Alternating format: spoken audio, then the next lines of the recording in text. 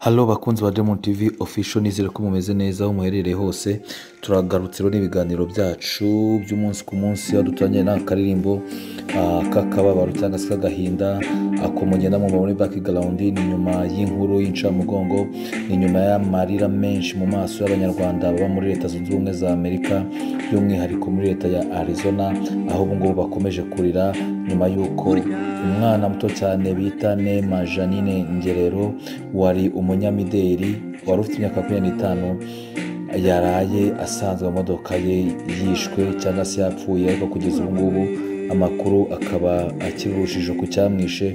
Agahinda rero gakomeje kuba kose kuri umuryango. Hari umwana uri kuzamuka neza, ndetse byanababaje ibyamamare byinshi byo mu Rwanda cyane byanditse kuri Instagram ndetse no ku zindi page zabo nyuma yo kumenya iyi nkuru y'uyu munyamideli. Hari umwana uri kuzamuka neza, ariko nta kundi nyine Imana ubwo abemera Imana bavuga ngo yamukunze kuturusha, ubwo nyine nta kundi ku myaka ya 25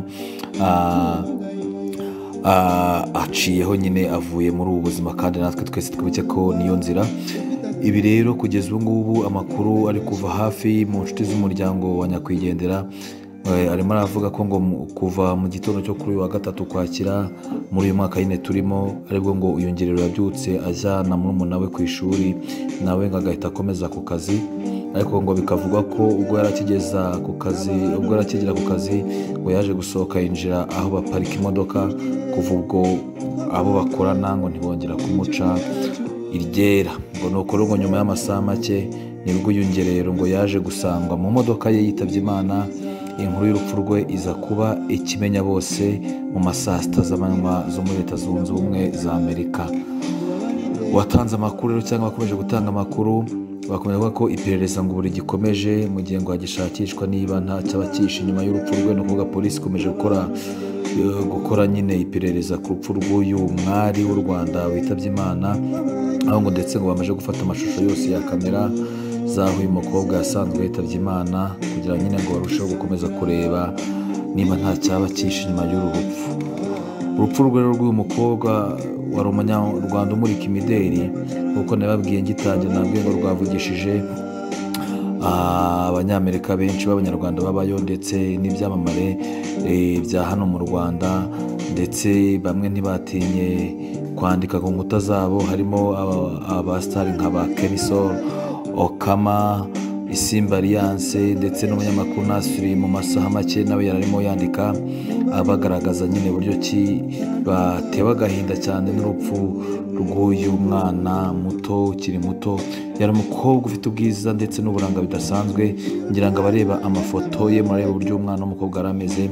Uyu rero Neema Ngerero yari umunyamideli, nuko yiberaga muri New York Women Management cyangwa se Mira Women Management na Los Angeles Freedom Models. Izi ni company zose yakoragamo zamurikaga imideli.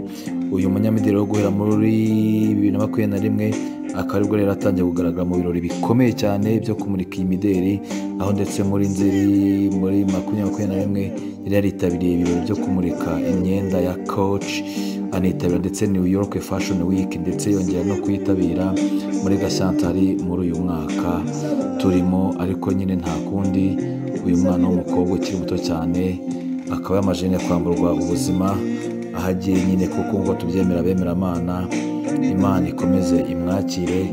Kandi nk'uko akarimbo kabivuga, twese tuzi ko inzira yacu twese ari imwe. Reka mabwire ngo bavandimwe inshuti ze mukomeze kwihangana, nta kundi, nibwo buzima, nimwihangane, natwe turadutegereje.